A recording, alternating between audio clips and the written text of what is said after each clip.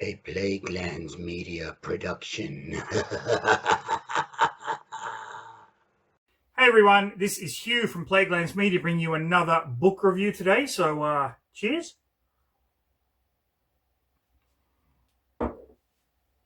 Now, today I am reviewing a book that flew under my radar when it was released, and I just kind of picked up on it through Amazon, just, scouring around some books, and this one happened to kind of pop up.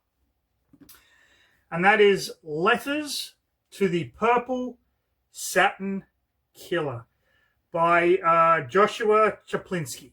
Now, the cover itself is amazing. I had no idea what to think going into this book, but it is one of the best epistolary fiction titles I have ever read. It is right up there with Dangerous Liaisons. Now, when I was at university doing my honours thesis, my thesis effectively was about serial killer confessions as a form of autobiographical fiction. And the novella that I wrote to accompany that was an email correspondence between two serial killers. And it was a really fun project. I really enjoyed trying to get into the mindset of the two main characters. I believe one of them, his online handle was Hanged Man, and the other's online handle was Satin Skin. So when this book kind of crossed my path, I went, you know what, that sounds actually pretty fucking cool. So I purchased a copy. And just last week, I thought, you know what? I'm going to sit down and read this thing and see what it's all about. And it blew my absolute freaking mind how good this was. Now, the premise is very, very simple. The Purple Satin Killer is a serial killer whose real name is Jonas Whitaker. And all of the story is kind of centered around letters that people have written to him. You do not get any of his correspondence. And the author actually says, well, the meta-author, so the author of the book, within the book, actually says that it was too easy to cast Jonas as a character in this when more interesting details come out through the letters that people write to him. So all of the letters in this book are letters that have been written to him from people on the outside that were found after his execution. The book is split up into 4 parts: the indictment, the trial, death row, and the execution. So you get these kind of 4 segments of his life. And there are a lot of characters in this book. It's a little to the book's detriment. I think one of the problems I actually had with this, at least at the beginning, is having to flick back and forth between the correspondence. There's 53 of them. You have all of these people. You have all of these people, and you have all of these people. So as you're reading this book, you kind of go back and forth and like, oh, who is this person again? And then you kind of have to flick back. And the book is kind of set out where you see who the person is at the top. Then you get the letter, and then the kind of signature at the bottom. And this goes on for the entire book. And what you actually get is this really intense story of how this Purple Satin serial killer, and the reason he's called the Purple Satin Killer is because that was the signature at every one of his crimes. Purple satin was left there in some way, not always the same way. So you might have a woman who was hung with a purple satin cord. There was another woman who I believe the purple satin was shoved in her mouth and then pulled out of her anus, things like that. There's some really interesting and graphic stuff in this thing. But you start to get this idea of how Jonas has affected a whole lot of people. His mother, the cop that arrested him, one of the victims the one that got away, the one victim that that managed to escape. There is a grad student. There's a prison pen pal. There's a preacher's daughter and the preacher himself. There's his best friend from childhood. All of these things. There's people who are into like the memorabilia from serial killers. There's a couple of them thrown in there. And it's a really fascinating, interesting character study. This is one of the best character study books that I have ever read, because you're not getting into the mind of the actual main character, this purple satin killer, Jonas Whitaker. You are looking at him through other people's eyes. And it is absolutely fascinating. Now, there is sort of a narrative here, but I'm not going to go into that in the next section. I'm just going to talk about a few of the characters that kind of stand out, that their stories are really quite fascinating. There is a little twist at the end of the book, which was actually quite surprising to me.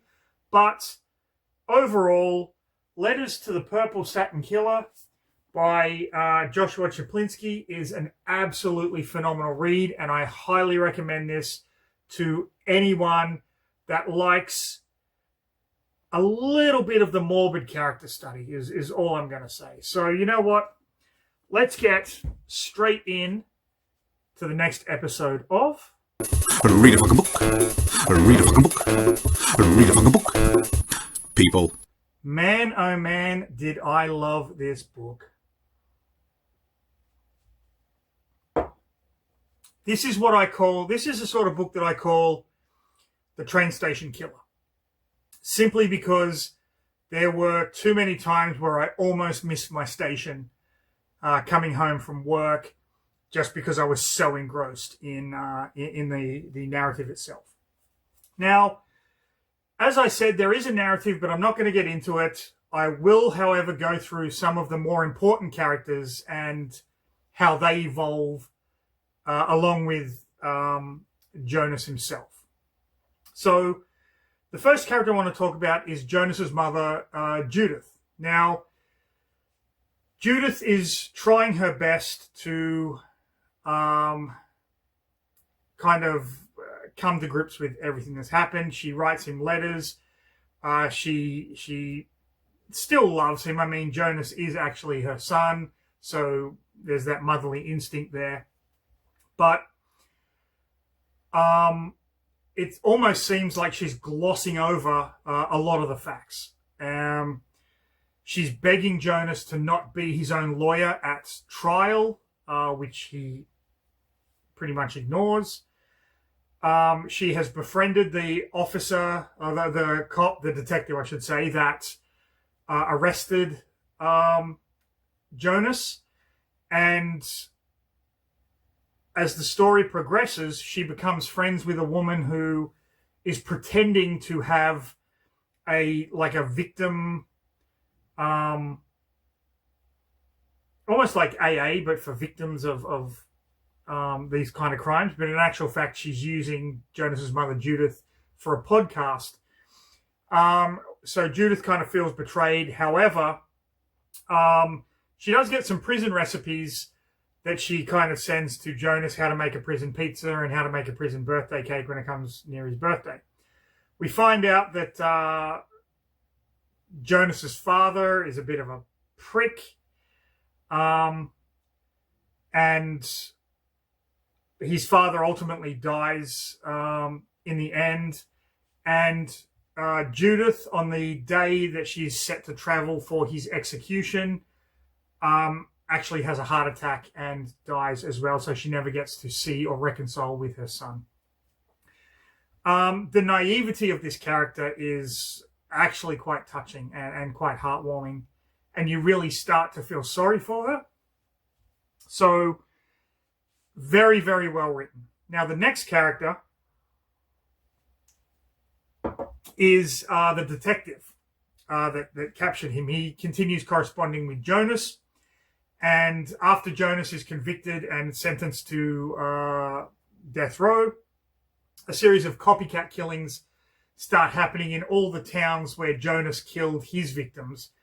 And so Jonas reaches out to the detective to help him solve this case, hoping that it will actually exonerate him from being the Purple Satin killer. The detective, while welcoming Jonas's help, ultimately basically tells him it's not going to happen. You're not going to be exonerated. I'm not going to put in a good word for you. And is very open about his relationship with Jonas's mother, which is just a friendship. Nothing untoward is going on there, but it's kind of an up and down relationship that you get through these letters. You never get Jonas's correspondence in this book, so it's only from the detective's point of view. The next person I want to talk about is Ginny Goodwinch. She has basically been writing to Jonas as a pen pal, and she has adopted 2 special needs children, but she is having trouble taking care of them. And what ultimately happens is, at his trial, she bites a reporter, and the children are taken back into foster care, and she is sent to a mental hospital where she befriends one of the male nurses who sends her letters on to Jonas because she's not allowed to have any contact with the outside world. She gets out. She's living in a motel, and she starts work at a grocery store where she starts having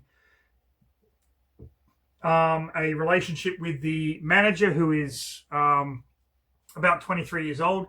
You get the impression from these letters that Ginny is an older, bigger woman, if that makes sense. Ginny ultimately befriends Candace, and at the end of the story, Ginny, Candace, and Candace's child end up living together. Now, who is Candace? Candace is a PhD student who is writing her thesis on this psychiatric disorder that where women are kind of attracted to incarcerated men. And she knows that Jonas is getting a whole ton of mail from women, and she wants to interview him.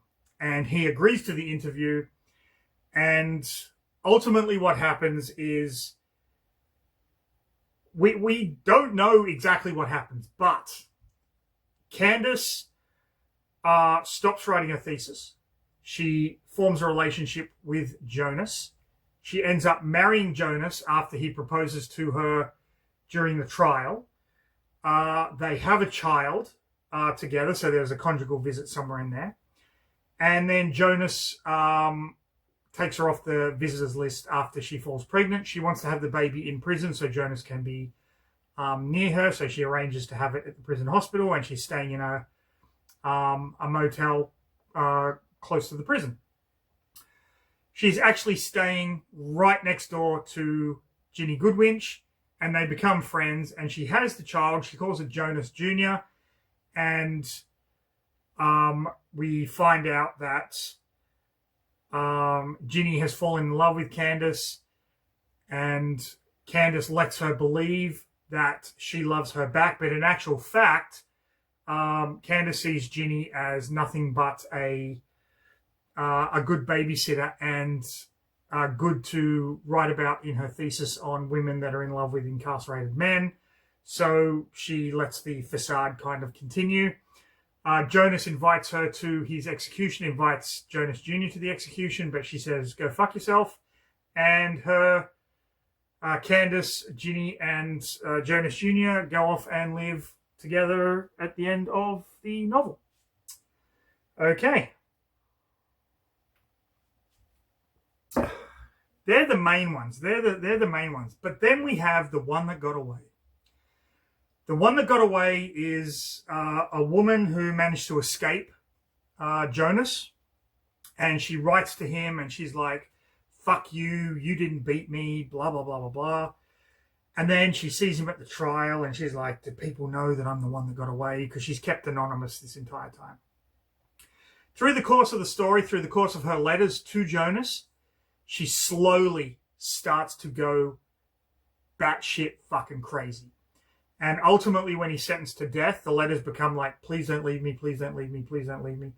There is, we do know that at some point, he put her in a trunk and she manages to get that trunk. However, it happens. And at the end of her story, the police find her. She hasn't been eating. She hasn't been sleeping. She hasn't been drinking. And they find her buried in the trunk in her backyard. And that's it. She ends up basically taking her own life because she can't live without Jonas, because in her mind, without Jonas, she's nothing. She's not the one that got away. She's just nothing. There's one of the jurors, this woman called Meredith Wu. She starts writing to Jonas, and ultimately it's because she likes the fame of being the juror on that case. And when the case ended, she really had nothing else. And the jurors would get together and talk about the case. And then she ends up, she ends up getting an agent and writing a book and all of this kind of stuff. So she's kind of a fame whore, but she used to just be a housewife. But after this trial, it all fucking went to her head and she became this huge fame whore. We have Abigail Tinder, who is the 12-year-old daughter of a pastor. And she writes to Jonas to try and save him. The pastor, her father, also writes to Jonas. And it's a really weird kind of thing. I'm not a fan of the letters that Abigail writes to him because they're written like too adult for a 12-year-old girl. But maybe that was the point of the author. I don't know. And she's just trying to save his soul. There is Oysterton, who is the pastor of a mega church, and he also wants to capitalize on the fame of the Purple Satin Killer, especially with his congregation. We do find out that Pastor Tinder and Pastor Oysterton have kind of a love-hate relationship kind of going on, where Pastor Tinder is jealous of the mega church. We get this all through the letters from Abigail. What else? Who else is there? Wow, see, there's so many characters to keep up with in this thing. Anna Anderson, right. Anna Anderson is the daughter of Lily Anderson, who was actually Jonas's girlfriend for a while, and he treated Anna really, really well. Like he was, like she was his own daughter. And she has recently discovered that Jonas is the Purple Satin Killer. Her mother has passed away. So she writes letters asking Jonas things, and then the relationship really sours at the end of the book. And she's like, don't fucking write to me again. You're going to die anyway. Who gives a shit?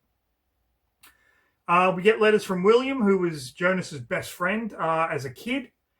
William is a gay man. And he views Jonas through rose-colored glasses. Like the Jonas that's in prison, the Jonas that's been convicted of these crimes, isn't the same Jonas that he grew up with. They had fun together. They rode bikes, and he reminisces all the time.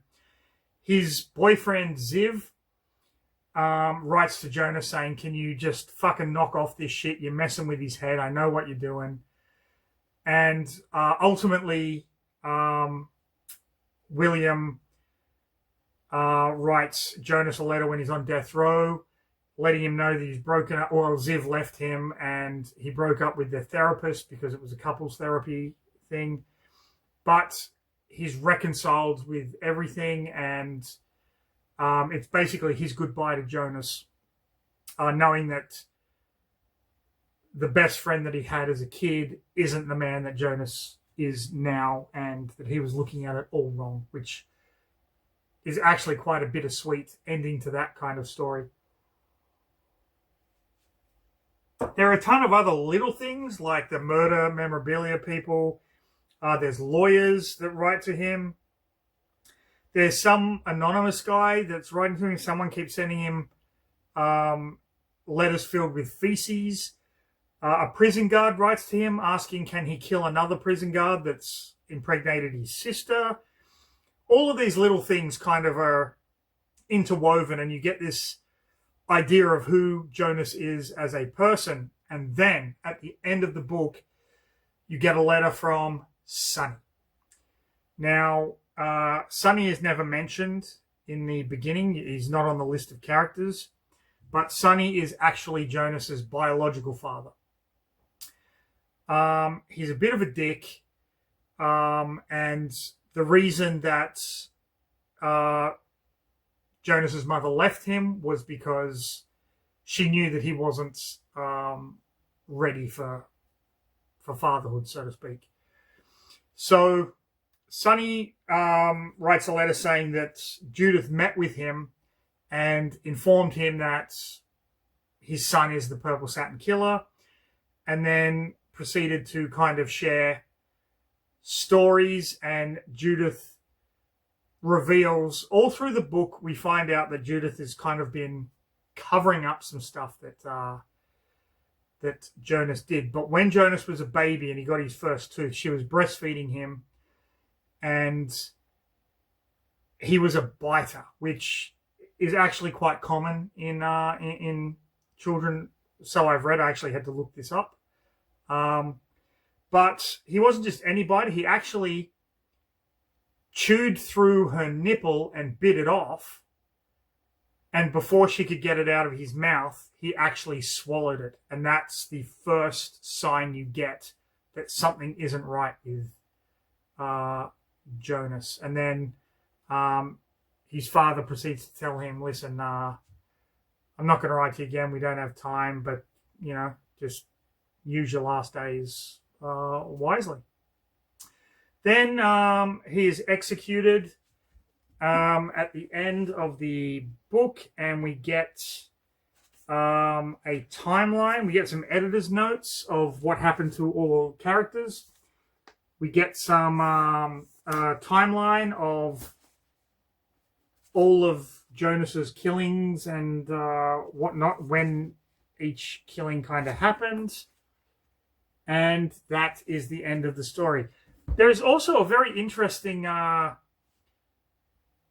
of letter writing from this kid called Ant, who was a really good kid. He was a college student, and then he went home because his stepdad installed a hot tub, and he slipped and smashed his head open. He was in a coma for 3 weeks, and when he woke up, he got these violent tendencies, and he was writing to Jonas to see, what should I do? And Jonas is egging him on to do more stuff, and then he busts out of the hospital and disappears, and no one knows what happened to him. I thought that was kind of interesting. But in a nutshell, that is Letters to the Purple Satin Killer. Now, there's a lot of nuance that I left out, of course, because 53 characters. I'm not going to go through every single one of them and let you know what's going on, because some of them are just completely inconsequential.